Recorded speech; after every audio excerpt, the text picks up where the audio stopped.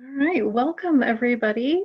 Thank you so much for joining us for Forefront and the Association for Consultants to Nonprofits' very first Ask a Consultant, our virtual office hours program for nonprofits. This is Lisa Mae Simpson. I'm the Vice President for Learning and Engagement at Forefront, and I'm really grateful to all of you for joining us, and very grateful for our partnership with ACN that's allowing us to engage the experience and expertise of consultants during this very challenging and uncertain time to provide guidance and what clarity is possible to folks who are doing important work in the field. So with that, I just want to quickly cover a little bit of housekeeping, and then I'm going to turn it over to our panelists to answer some of the questions that you all have submitted in advance of today.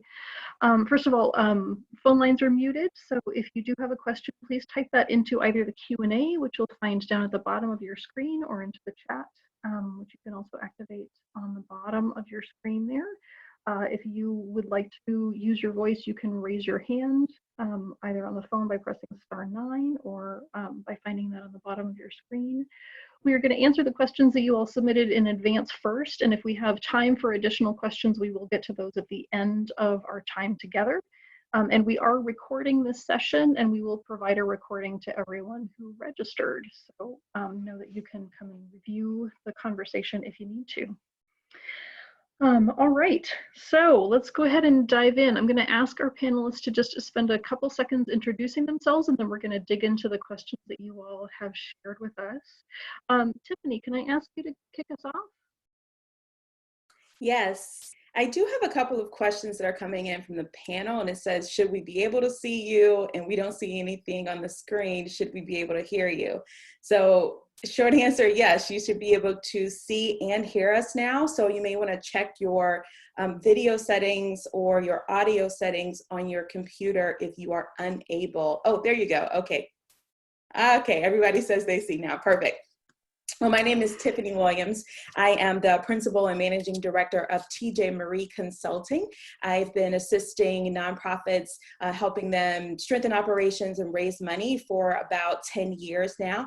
My work has spanned all across the country. I'm also the founder and CEO of Ghibli app. It's an app we created to help nonprofits better engage with their donors and to help them raise more money. So I'm elated to be here. I'm grateful that all of you all have decided to join us, and hopefully we will be able to answer your questions and have some good dialogue about strengthening your operations in this time of a new world of funding. So happy to be here. Thank you. Thanks so much, Tiffany. Bill? Hi, I'm Bill Price.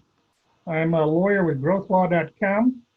I'm outside general counsel to a variety of religious and secular nonprofits. Helped write the Not-for-Profit Corporation Act as chair of the Institute of Illinois Business Laws, which wrote all our state's business entity and also the Nonprofit Corporations Act. And I'll be happy to help you out today, mostly on CARES Act questions.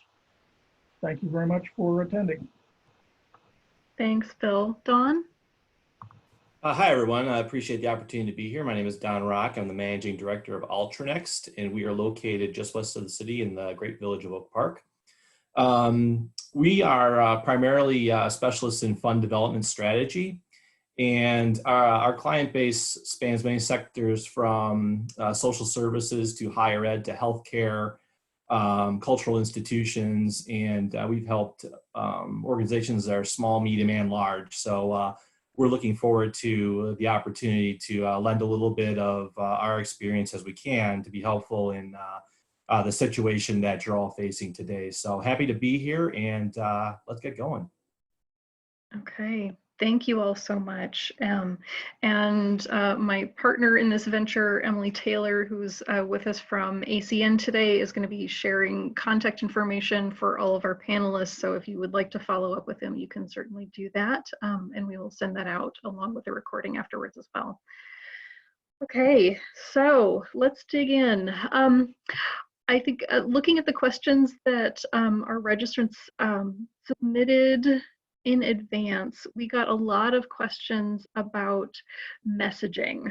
Specifically, how do you make a compelling ask when your organization might not be considered a first responder type of organization in the current iteration of this crisis? Some specific questions that we got along those lines were, how do we make a compelling case to support museums when so many people are focused on health and human services? How do we get arts and culture prioritized status during an emergency? Thoughts about messaging for policy and advocacy organizations that don't deliver direct services in this time of basic need, and recommendations for leveraging data for nonprofits that don't do direct services.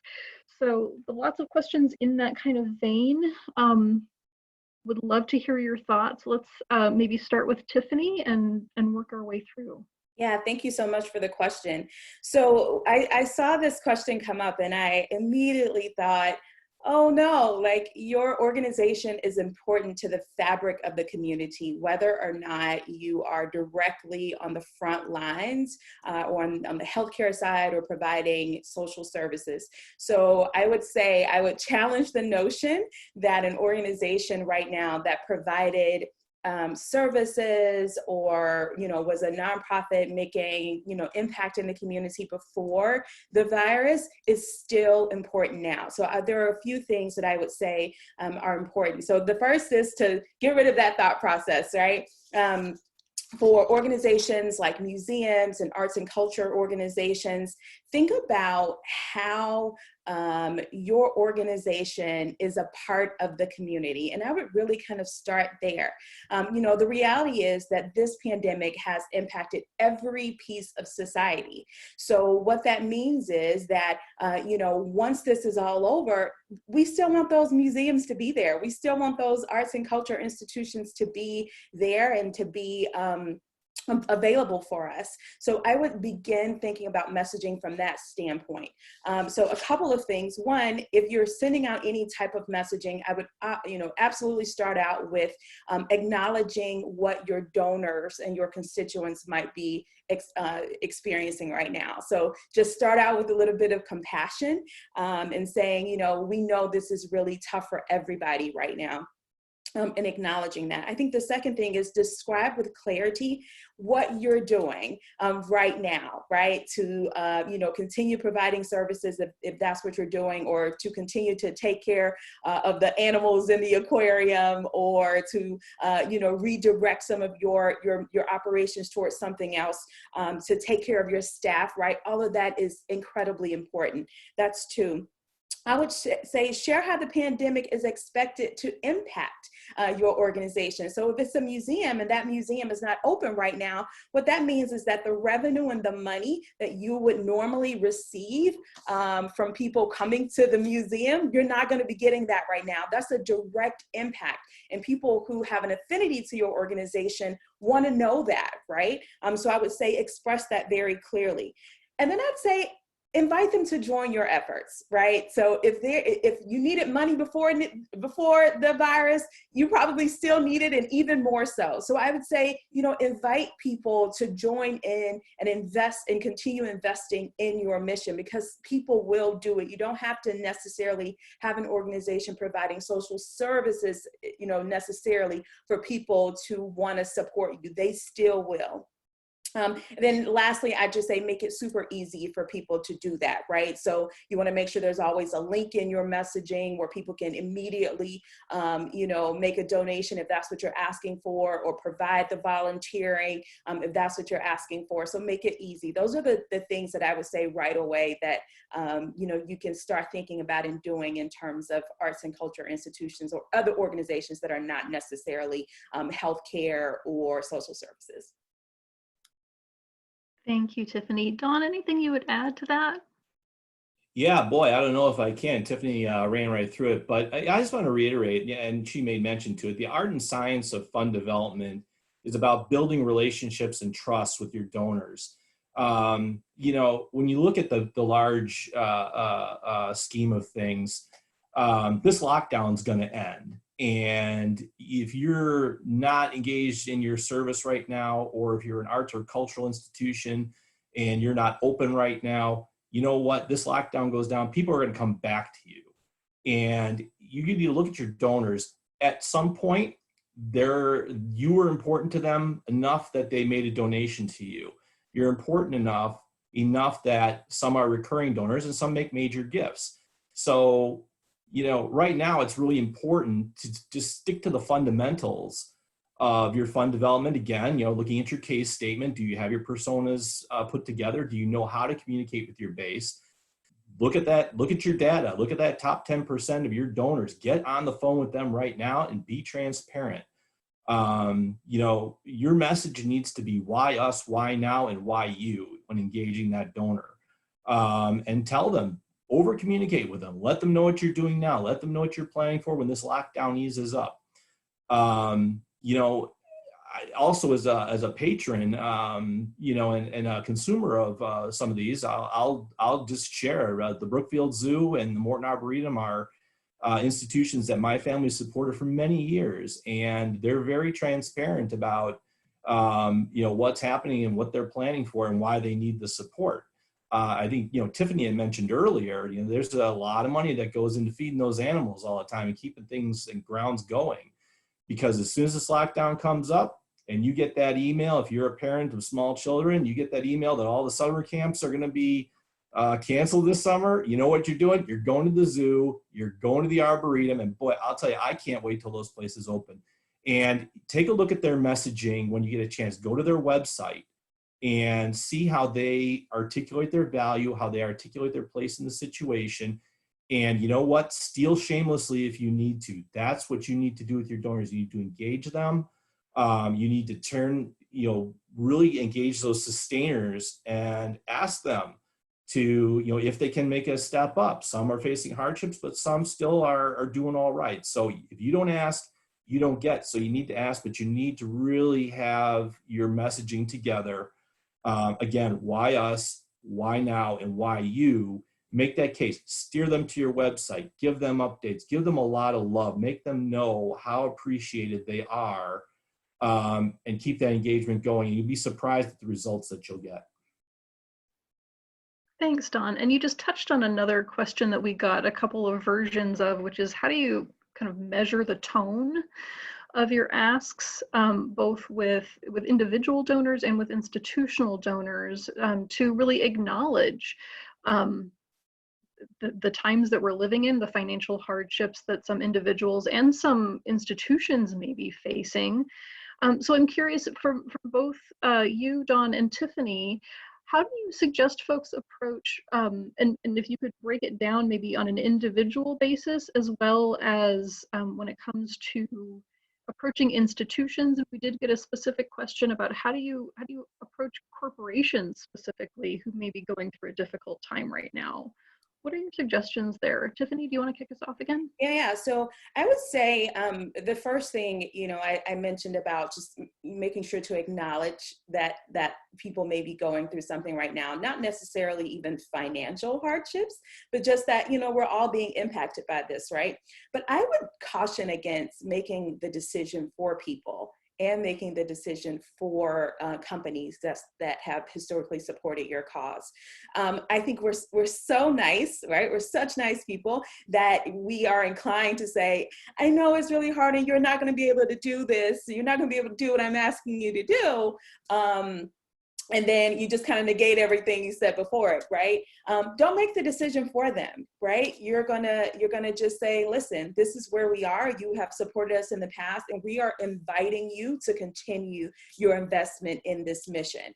So I think, if you can, just practice a little bit and just make sure you don't make the decision for them. I think it's also a good time to start thinking about strategy for the future. And one of those things is evaluating how your donor portfolio right now is diversified, right? So anytime you have a lot of money coming from a singular source, it's just always dangerous, right? Because something could happen and that individual or that company may not be able to support you. So just like, you know, we talk about diversifying our personal, you know, investment portfolios, you want to try to do the same for your organization. But listen, just make the ask, right? That's, you know, make the ask, try not to make the decision for them. People will tell you no if they can't do it, and you may be really surprised that a lot of people will still support. That company may already have funding allocated toward philanthropy.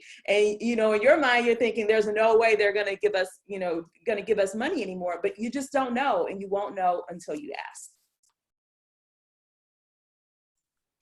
Yeah, Tiffany nailed it again. I mean, you don't ask, you don't get. And I cannot reinforce what she mentioned about the funding matrix as and diversification of your funding streams. That's very important for sustainability. But again, you know, it's if you don't ask, like we said, you don't get. There's no shame in it. But at the same time, you just need to be very confident and very together about what you're doing in the period that we're locked down here. You know, your conversation is going to come down to, hey, ABC company, you supported us before. We're still going through this process, and we're executing during the time we're down. We're executing steps A, B, and C, and it's going to get us to point D. And we really need you to be a partner here and help us through it. And the further ahead you are on being organized and getting your strategy together to get yourself through, and like Tiffany said, plan for that reopening later this year, you know, the better off you're going to be. So it's really, can you display that acumen? Can you measure your impacts that you've had?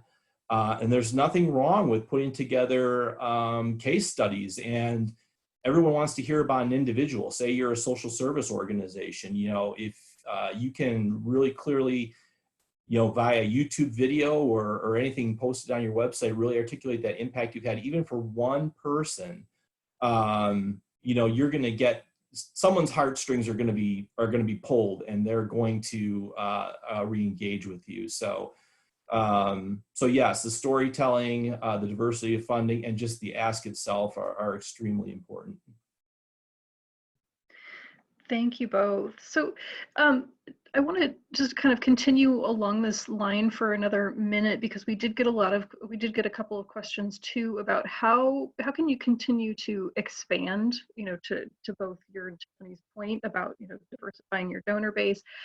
Some folks are thinking about, yes, obviously engaging current donors, but how do you continue to expand that donor base in an environment that is particularly saturated with information, with asks? So questions both about, you know, engaging new donors and also just expanding or awareness of your organization. Dawn, do you want to kick us off on that one? Yeah, sure. You know, and I think the harsh reality of it is with the situation, you know, anyone who, you know, lived through the financial crisis of 2008 through 2010 are going to have some battle scars from that and probably some experience around it.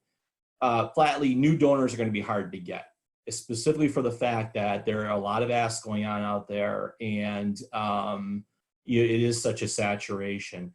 I think where we need to steer back to is, again, looking at those sustainers that we have in our donor portfolios and really looking at what's their capacity to give. Do we understand that persona? Do we know what's going to influence them to make that additional give? Can they make that additional give? So I think that's really where it's going to be. There are some tax law changes around donations that have come out. Frankly, they're not particularly material to the average Joe or Jill out there who may make a donation. So it's really getting into your data, understanding you know, who your sustainers are, where they're at, and how do we communicate with them to really drive them through. And then again, preparing for exit from the lockdown here in the next month or two, and ramping up, and then making the the secondary push to perhaps engage, make a push for maybe a new donor, which are going to be a little bit more difficult to get. So it's a matter of prioritization at the end of the day. Thanks. Tiffany, what would you add? Yeah, I'll add to that a little bit, John. So I'll say, whenever somebody says, how can we get new donors? I always ask the question, have you exhausted the engagement? I mean, have you exhausted the engagement of your existing donors, right? So there are, sometimes organizations have a lot of people who they've engaged with throughout the years. And so when something like this happens, it's like, we need new ones, right? But there may be people that you haven't reached out to or you haven't engaged with in a long time. And I would say, start there, right? Make sure that what you're doing with your existing base of donors, because you've already acquired them, right? Make sure that what you're doing there is at capacity, right? So when you start thinking about new donors, potentially new donors, obviously they're harder to get in an environment like this, but I will say social media is your friend, right? And making sure that you are using tools that are out there right now. So if you didn't have necessarily the time before, maybe this is a good opportunity to say, how are we engaging folks on social media? How are we using tools that are free right now to engage potential new donors? There are so many technological advances that are offering free services for months and months and months, right? So start looking at some of that and seeing where you may be able to leverage some of that for your good. I'll also say, I've heard people say, I'm looking for an opportunity to volunteer right now. I'm sitting at home, I don't have anything to do, or, I want to start being more philanthropic. How do I get involved? And, a lot of kids are home from college. Put them on the phone, have them start making phone calls to some people in your donor list to say, hey, we're doing a raise for an organization that you've already shown affinity for. How, can you, help sponsor this program, or can you, pitch in with a gift right now, right? So I think the one-on-one, phone calls and even emails to some degree can be super helpful, but also leverage, kind of think outside of the box and leverage some of the things that maybe your organization has not been up until this point, like social media. Thank you both. And Tiffany, I just want to tag on to that a little bit. We did get some questions about apps or tools that might be out there that you would recommend. Do you want to speak to that? Oh yeah, so I mentioned earlier that I am founder and CEO of a company called Gively, and we created a giving app. So it's really a donor engagement app. You can send messages to your donors through the app. You can, make request for investment in your organization through the app. And it really is a really fun tool. We've had a good time putting it together. So for more information, it's givlyapp.com.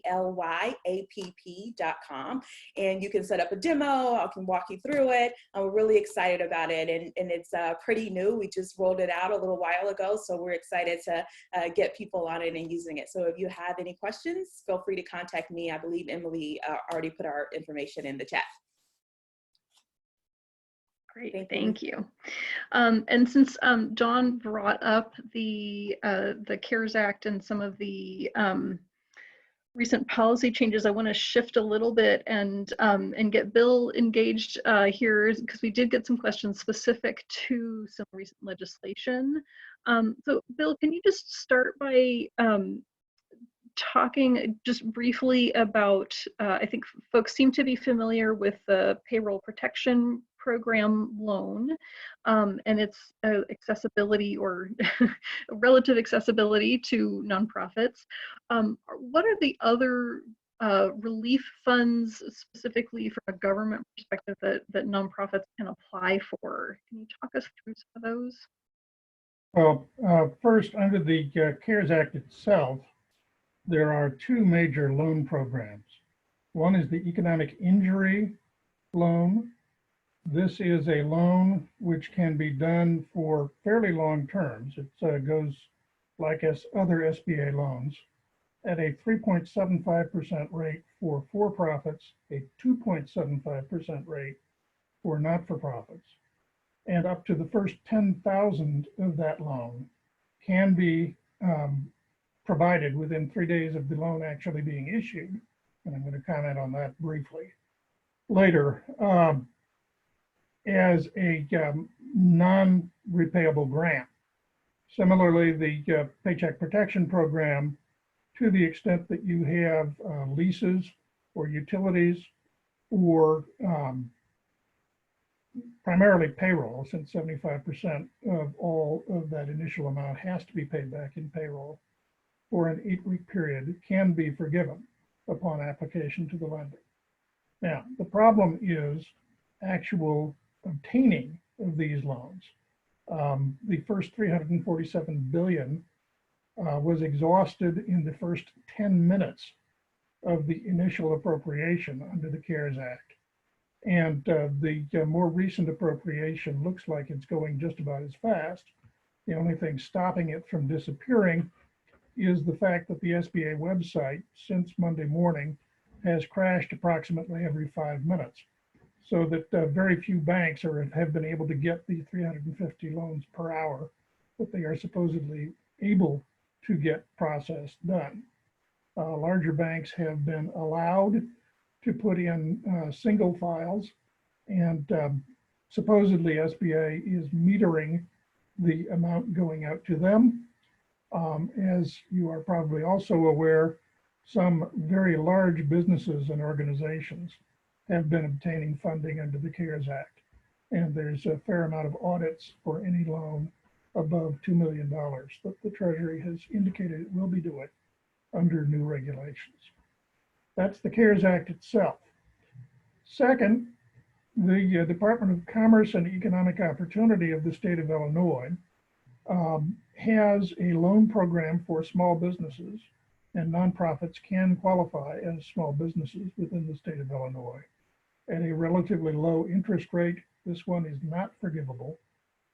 Third, and perhaps more significantly, if you look at the Forefront website or consult Forefront staff, or look directly at the sites of the various community trusts in the Chicago metropolitan area, the Fox Valley Community Trust, for instance, along with the Dunham Fund and some other foundations, the Chicago Community Trust with several local foundations, have created rapid response grant funds for nonprofits that are in trouble as a result of the COVID crisis. And you should be considering applying to them. In addition, the state government and the federal government have a variety of grant programs which continue to operate, some of which are for emergency assistance, and may provide contract opportunities for nonprofits that are able to provide appropriate services.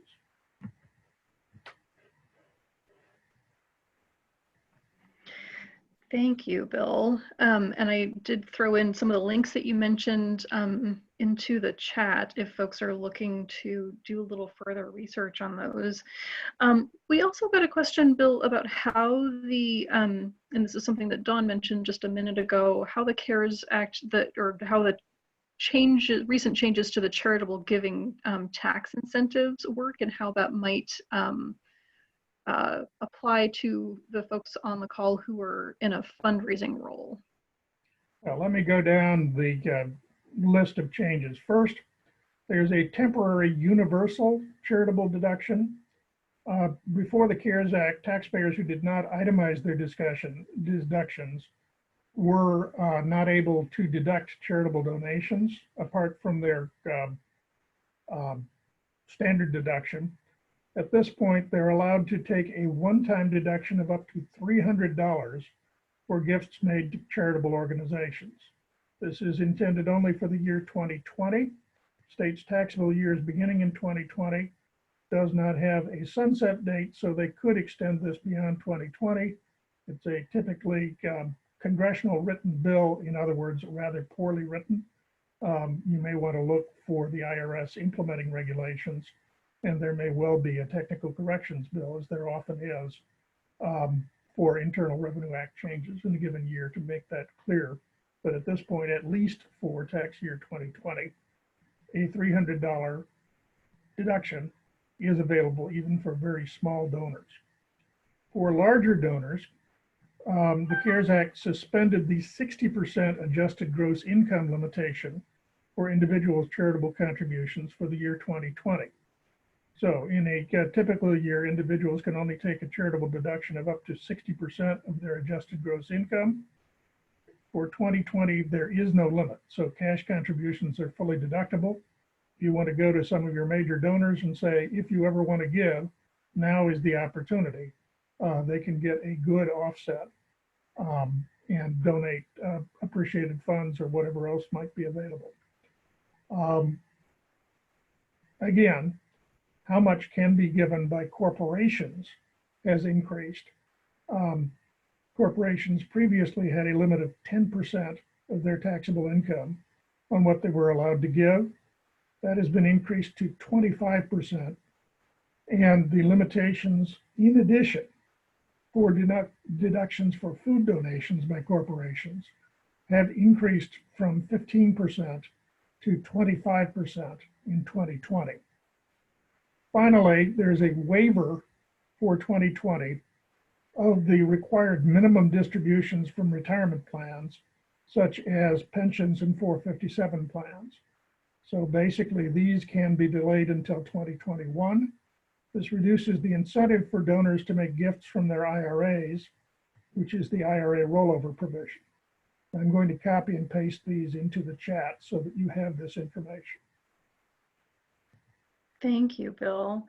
And we're already getting some follow-up questions, so I want to just quickly move through some of the questions we got in advance and then start circling back to the additional questions that we've been getting from folks listening. Thank you so much for your engagement.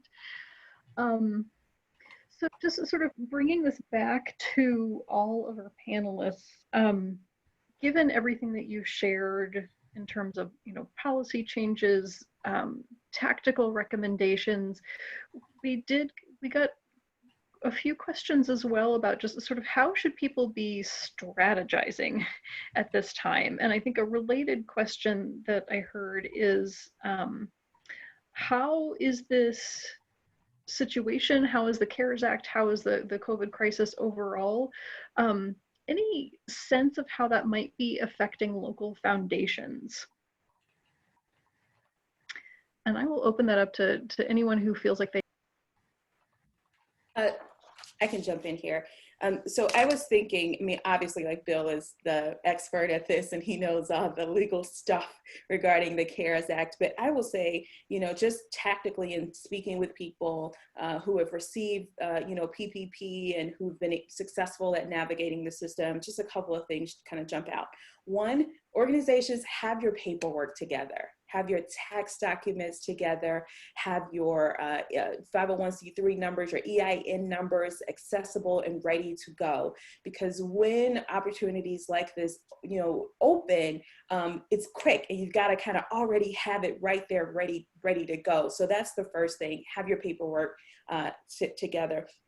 The second thing is apply for multiple opportunities. I'll just, personally, I bank with Wells Fargo, and I don't know how many of you all have seen the stories, but Wells Fargo was terrible at getting PPP out, right? So, but I applied with Wells Fargo and somebody else and somebody else and somebody else, and eventually one of them worked.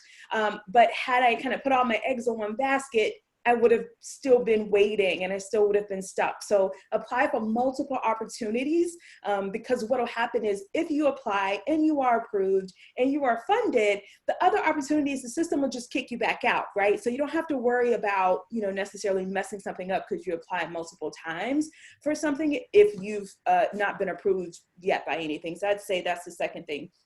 And the third thing, and this is, obviously you're doing this because you're here. So that means you're on somebody's list or you're, you saw this on LinkedIn, network. There's been so much information that has been distributed with the Chicagoland Chamber of Commerce, with Forefront, with ACN, industry folks, right, who are consistently putting out information. So if you're on those lists and you're checking that, or you're checking their sites, you may learn about opportunities that you may not have known about beforehand. So that's kind of tactically what I'd say for organizations that are looking for funding right now. I'll circle back to strategy after Don has had a chance to jump in here. Yeah, no worries. That was great. I just wanted to touch on the foundation piece of that real quick. Foundations are open for business. You got to remember, these are astute financial managers that are running these funds, and they're there to help. And I saw a recent statistic that said up to 40% of foundations are actively working on rebalancing their portfolios, for sustainability and giving to COVID-19 causes. Now, with that said, if you take a look at like the Community Trust or Joyce or Field, go to their homepage. They specifically have sections that are listing about how they're addressing COVID-19, and you can go through and find opportunities there to apply for grants. Definitely be wary of, as Tiffany mentioned, be wary of the information you have together and make sure that it's, all the I's are dotted and the T's are crossed. But they're willing to fund. And the amount of equity dollars that are available out there, if you're, if you're impacting equity or diversity, the money is there. We have a client that is in arts for minorities. And, I'm not saying that this is the case for everybody, but they're winning pretty much every grant that they're applying for because that money is out there and it's still, it's still in pretty good supply. So that's a ray of hope. You can also go on to Candid. If you read through their response on the homepage, there's a link called Philanthropy's Response that will take you to basically a listing of grant opportunities available. It's exhaustive. So be careful of your region, be careful of your demographic. And again, any information that you can get, a lot of these foundations, however, to keep in mind is it's don't call us, we'll call you. So it may be hard to get an inside track. Just don't throw it out there blind. Do your research, try to see if you can get connected to someone who previously won a grant and see what they did that helped them be successful. You'd be surprised at the help you get. Again, you don't ask, you don't get. Or if you can get connected to a program officer, maybe they can help you through the process, give you some heads up. It never hurts to try to work your network and get some one-on-one time that may help you succeed in an application. But the money is out there. Go for it. Like Tiffany said, do everything you can, throw the kitchen sink at it. Just, there are opportunities, be smart about them, use your time wisely, make sure you have your information together, make sure you have that case statement buttoned down and, let it go. Another comment, you may want to look at the Polsky, P-O-L-S-K-Y Center at the University of Chicago. They have a list of a wide variety, some of forgivable loans, some of grants from places like Facebook or the City of Chicago Small Business Resiliency Fund, which is another low interest loan program. Facebook's actually are grants. Acción Chicago has a hospitality emergency grant program. And they, of course, still have their own regular line of credit application.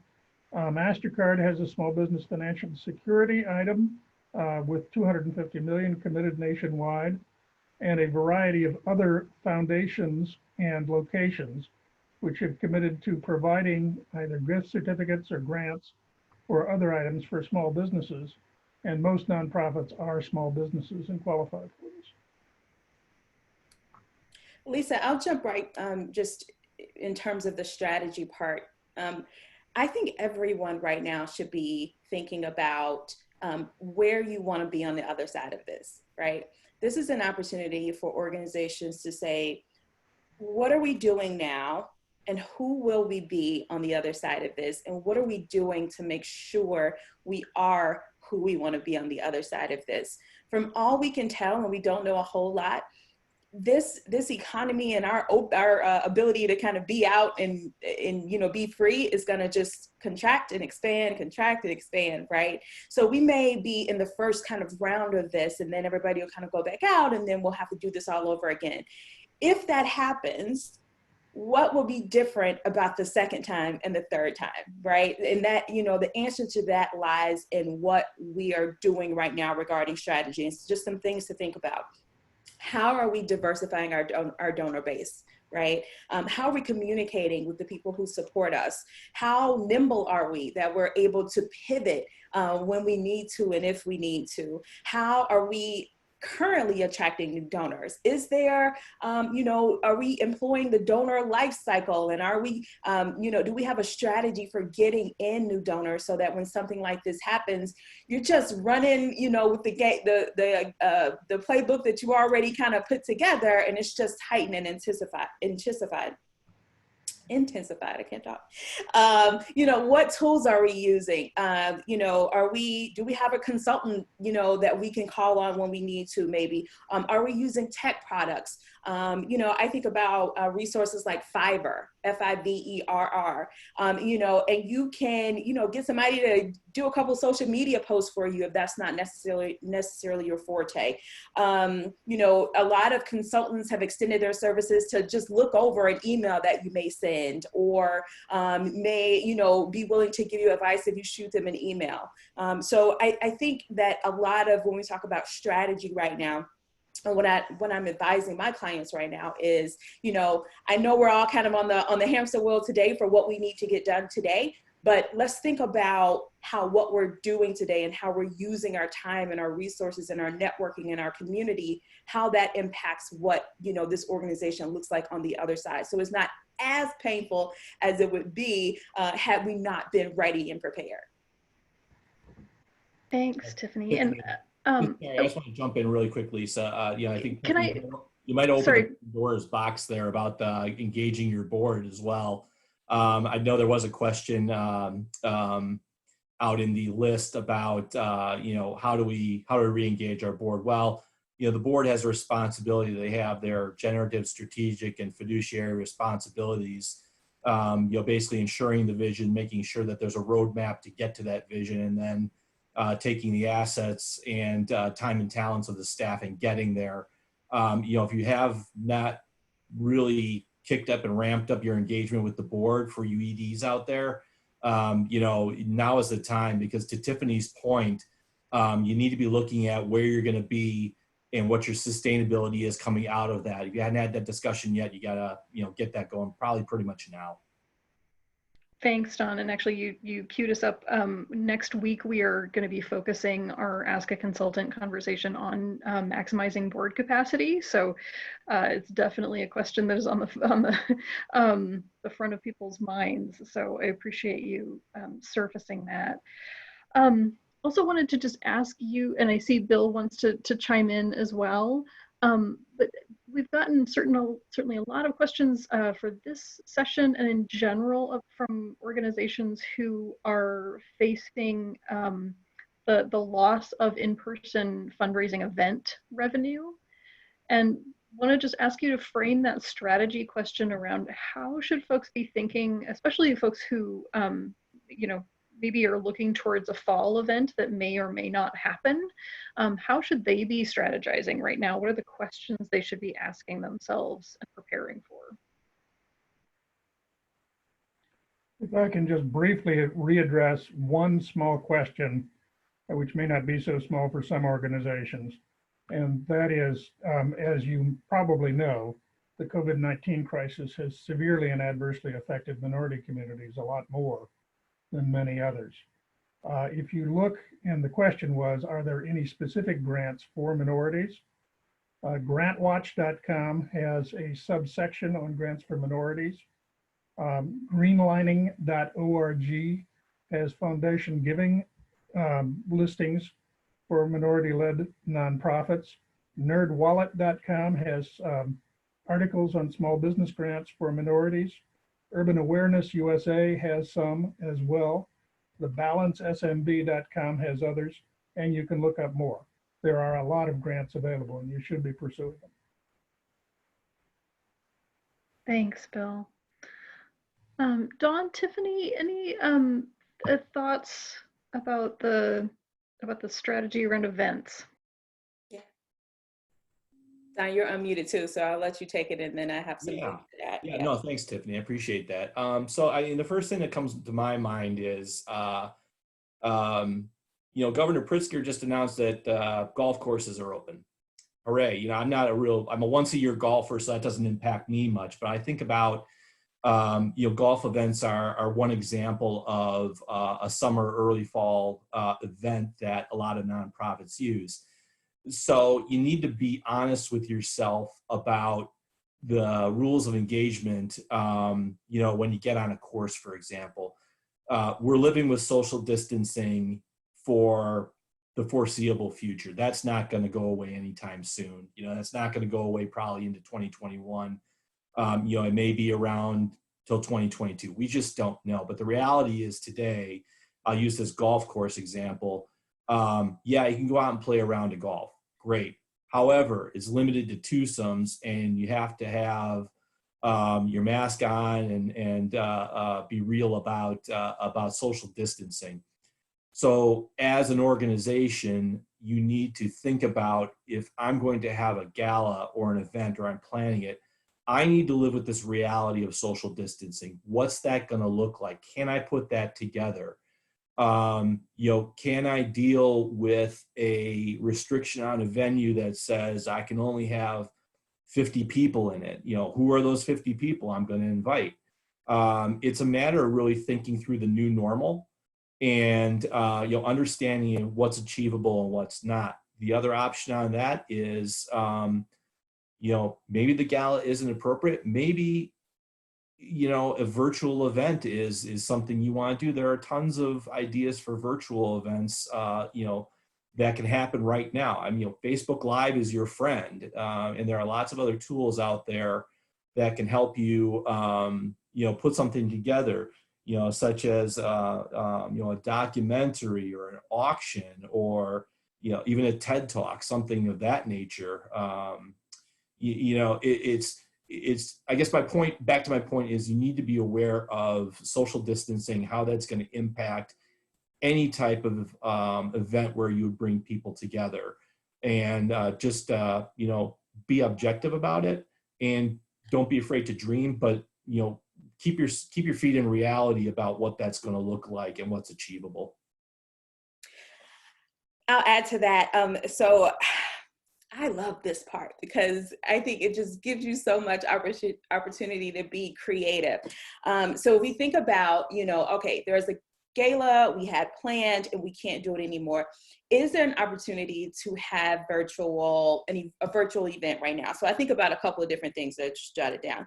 So I don't know how many of you all have seen like DJs go live on Instagram and on Facebook or on YouTube, and people really are there and they're chiming in and they're interacting. So I definitely think that you can, do something virtually. As long as it's fun, right? You got to have something that's fun, that kind of keeps people engaged. The other thing is, this is a fundraiser secret. So this is some free advice for you. So whenever there's a gala or an event, we advise clients to do a raise before the event, right? So sometimes you'll see people bid on something, or you'll see somebody, give, it looks spontaneous, but really it's not. We've already kind of done the work to solidify that gift on the front end. You can do the same thing for an event like that, and then have people match with like matching gifts, or we just got a $500 gift. They'll match every gift up to another $500 right now. So there's just some really fun, interesting things you can do that you can do in person that can be transferred to virtual. I think also Instagram allows you to go live, but then to invite people into the live. So if you think about organizations, the same people you would, be interacting with at a gala may be in your virtual gala, right? So you could go live with Don and then cut him off and then go live with Bill and then go live with Trisha or Lisa. And it's people, that presumably those folks know, and it's fun to see what they're doing in their homes and kind of, being a part of the party. I think the other thing is there's, as Don said, there's opportunities for auctions, right? So it's a good opportunity to get some stuff donated and then auction it off online. And then this is, I'm not seeing this done yet, but you should be the first to do it if you're watching this. So there's a restaurant here in Amaze, and they had an opportunity for people to buy packets of like raw food, and then they did a live and you could cook with the chef.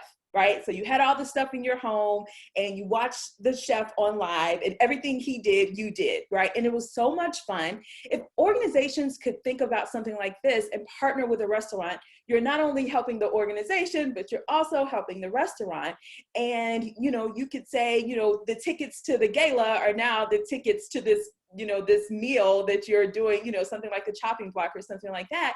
And it can benefit both, the organization and the restaurant and the community. So there are just so many great ideas and things that you can, do to engage people, although we can't be face to face, right? And I think, as you get creative, get out of the box, there's a lot that's been done and there are some things that haven't been done. So the sky's the limit. This is the new world of funding. Let's lean all the way in and get it done.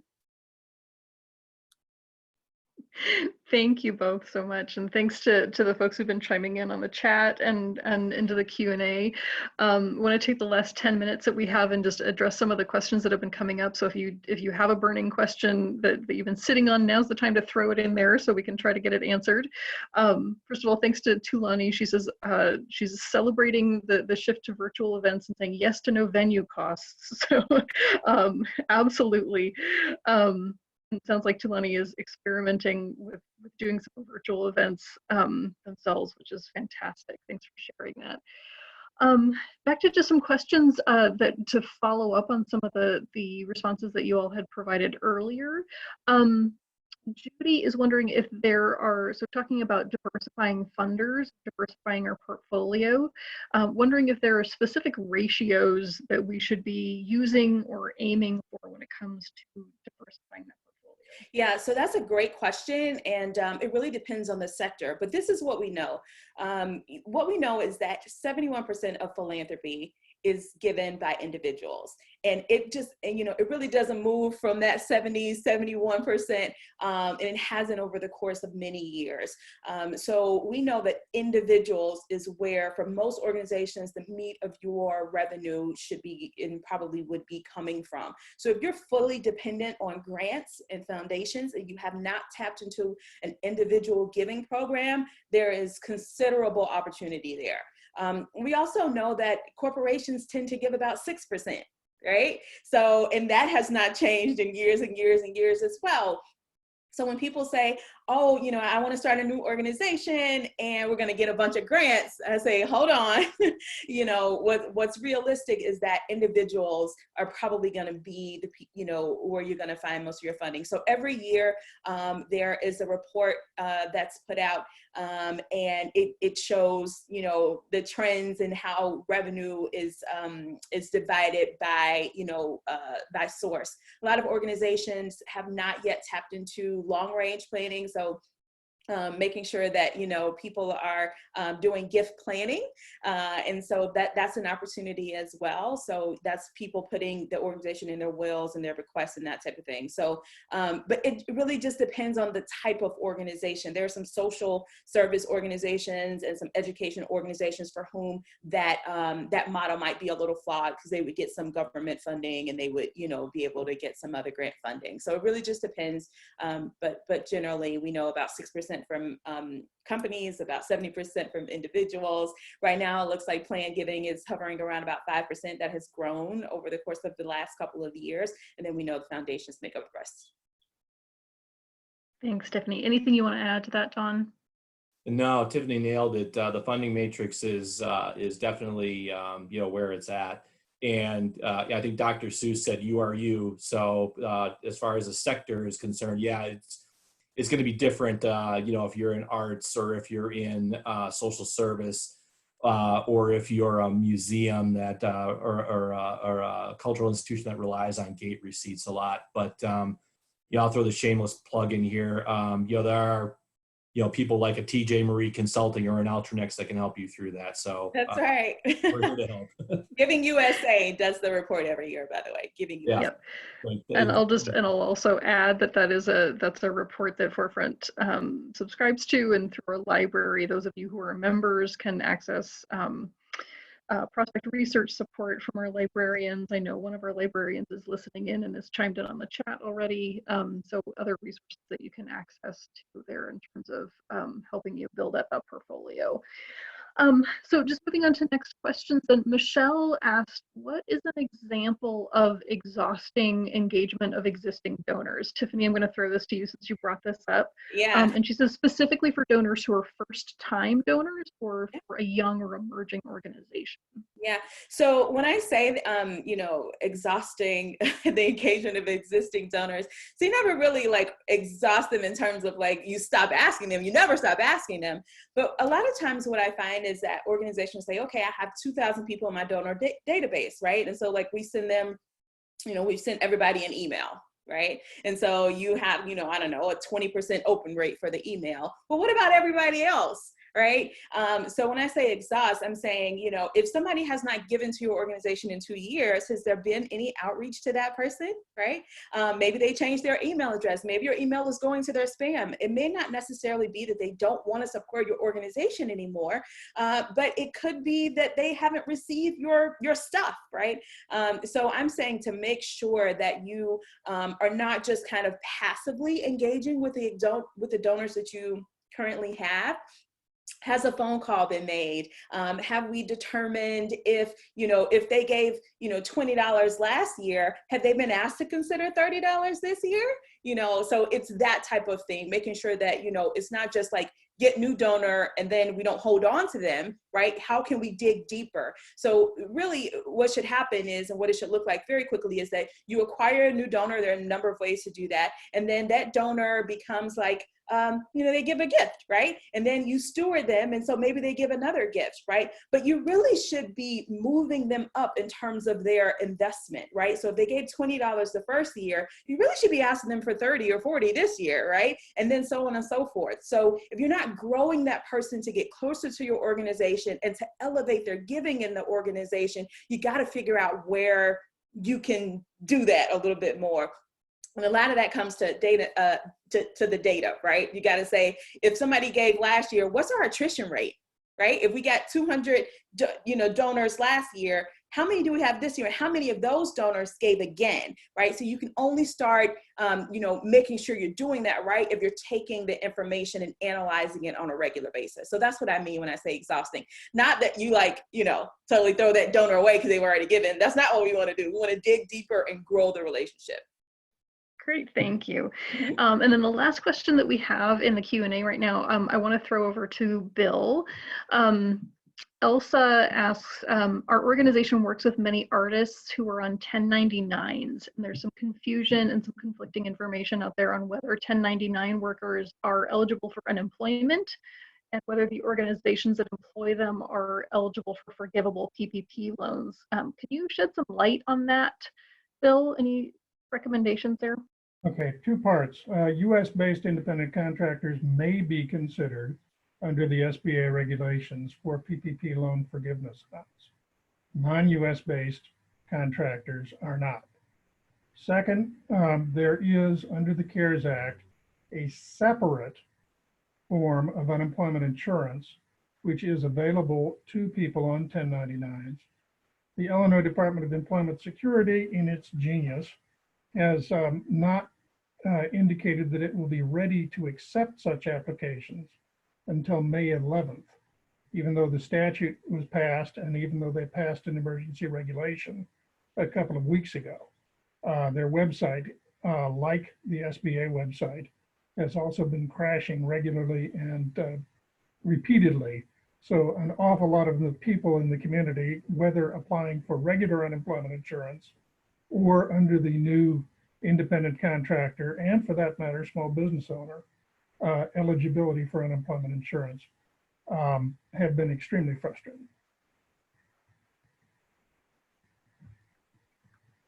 Thank you, Bill. All right, I think we are at the top of the hour. Any last thoughts, things that you, our panelists wanted to share with the group before we wrap up? Just want to say thank you for joining us today. Thank you for inviting us into your homes, into your wherever you are right now, and just know that, you know, our work is constantly thinking about you and your work. And if we can be of any further assistance, you have our information. Yeah, I agree. I appreciate this opportunity, and yeah, I would just say again, stick to the basics and put them on steroids. It's yeah, the rubber's hitting the road. So take advantage of organizations like Forefront and ACN as well. There's a lot of information out there, and a lot of people who are willing to help. You just engage them. You'd be surprised at the response you'll get and the help that's available. I was also going to encourage you to use the Forefront Library, which has got a whole bunch of written resources, has online databases, and has a lot of other reference material.